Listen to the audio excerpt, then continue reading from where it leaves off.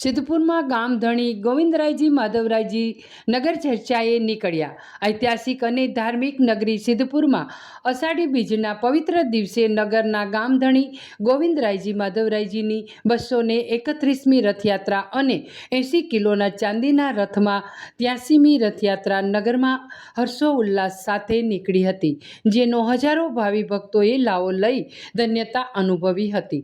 આ રથયાત્રામાં સિદ્ધપુરના ધારાસભ્ય બલવંતસિંહ રાજપૂત, સિદ્ધપુર શહેર પ્રમુખ કૌશલભાઈ જોશી, સિદ્ધપુરના પૂર્વ ધારાસભ્ય ચંદનજી ઠાકોર, નગરપાલિકા પ્રમુખ રાજીતસિંહ ઠાકોર, સિદ્ધપુર નગરપાલિકાના કારોબારી ચેરમેન અંકુરભાઈ મારફતિયા, સિદ્ધપુર નગરપાલિકા ઉપપ્રમુખ પ્રમોદભાઈ પટેલ, એપીએમસીના ચેરમેન વિષ્ણુભાઈ પટેલ, મંદિર કમિટીના પ્રમુખ દીપકભાઈ શેઠ, ટ્રસ્ટી કમલેશભાઈ ઠાકર, પ્રદીપભાઈ યોગી સહિત આગેવાનો દ્વારા રથયાત્રાનું પ્રસ્થાન કરાવ્યું હતું।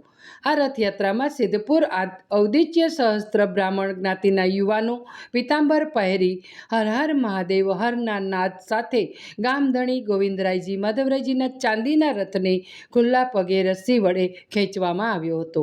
સિદ્ધપુર નગરમાં રાધે ગોવિંદ રાધે, જય રણછોડ માખણ ચોર અને હર હર મહાદેવ હર હરના નાદ સાથે ગુંજી ઉઠ્યું હતું। રથયાત્રાનું નગરજનો દ્વારા ઠેર ઠેર ભવ્ય સ્વાગત કરવામાં આવ્યું હતું, તેમજ રથયાત્રા શહેરના છુવાડા ફળી વિસ્તારમાં પહોંચતા મુસ્લિમ બિરાદરો અને વહોરા સમાજના ભાઈઓ દ્વારા રથયાત્રાનું સ્વાગત કરી કોમી એકતાના દર્શન કરાવ્યા હતા।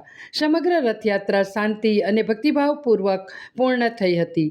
રથયાત્રા નિજ મંદિરેથી સાંજે 4:30 કલાકે નીકળેલ યાત્રા નગરની પરિક્રમા કરી સાંજે સરસ્વતી નદી કિનારે ભગવાનની પાદુકાની પૂજન વિધિ કરાયા બાદ ભગવાન નિજ મંદિરે પરત ફર્યા હતા।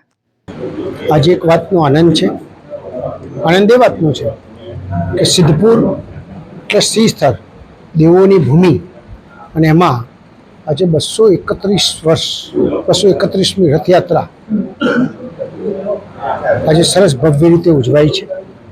અને ખાસ કરીને ભારતમાં એવું કહી શકાય ચાંદીના રથમાં કે બીજા નંબરની સિદ્ધપુરની અંદર જગન્નાથ પછી અહીંયા આગળ ચાંદીના રથમાં 83મી રથયાત્રા આજે થઈ છે। આયોજક મિત્રોએ ભવ્ય આયોજન કર્યું, એ બદલ એમને ખૂબ દિલથી અભિનંદન આપું છું।